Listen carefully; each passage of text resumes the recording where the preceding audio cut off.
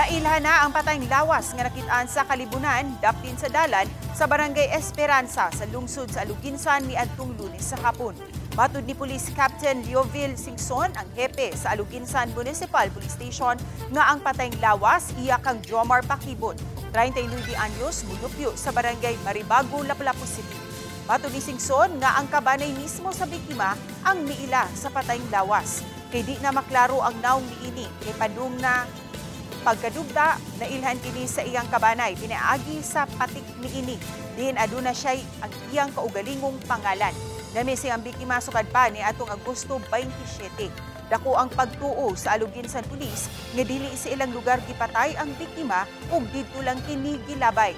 Tanang anggulo na ang isubay, lakip na kung nalambigit ba kini sa iligal nga drogas. Nakigalayo na ang lungsod sa Aluginsan sa kapulisan sa Lapu-Lapu City Police aron pagsuta kung sikinsa ang mga responsable sa kamatayon sa biktima.